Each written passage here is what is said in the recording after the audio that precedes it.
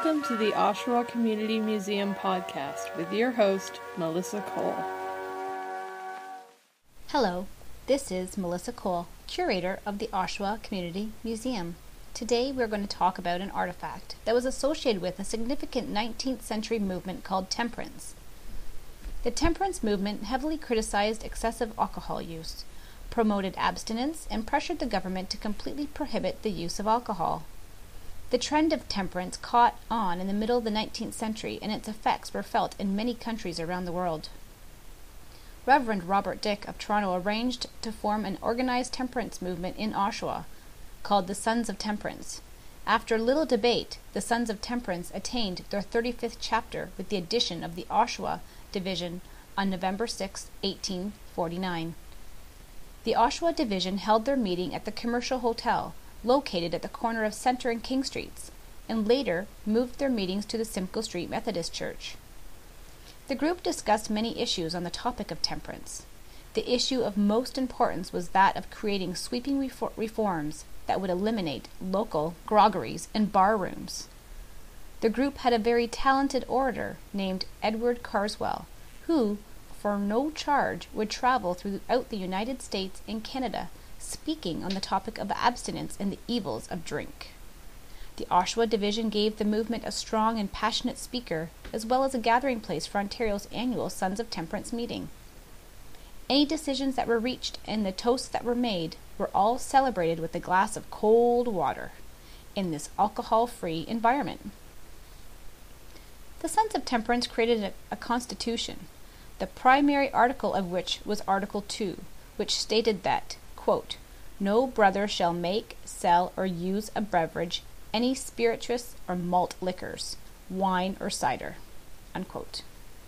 Should a brother violate Article 2 of the Constitution, that brother will be investigated and a trial will occur, and presiding over this trial will be a panel of 5 brothers. Should the charge be sustained, the brother may actually be expelled from the organization. The organization had a strict set of rules and expectations for anyone who wanted to become a member.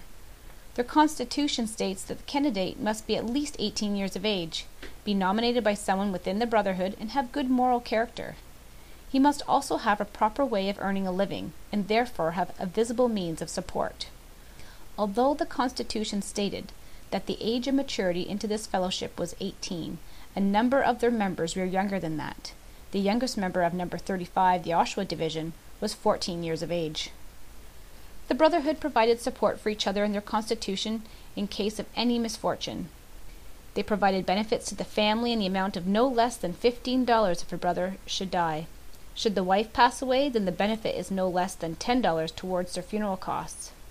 Should a brother become ill with a sickness of disability, he would be entitled to no less than $1 a week. However, if it can be proven that the sickness or disability was due to improper conduct, then the brother forfeits his benefit. At the Oshawa Community Museum, we have a wooden object that can be described as triangular in shape, open in the middle, and in the center of that is a wooden star. On the 3 sides of the triangle is written on one side in white the word purity. On another side in blue is written fidelity. And the 3rd side features the word love, written in red. What do these 3 words represent? Well, the Sons of Temperance held passionate moral views about the evils of excessive drinking. Their slogan was love, purity, fidelity. The group had a strong international voice on the issues of temperance and survived into the new century with a large following and legislation that aided them in their quest for purity. This particular artifact is an example of the moral views that were held by the Sons of Temperance in Oshawa. Thank you for joining me for this month's podcast.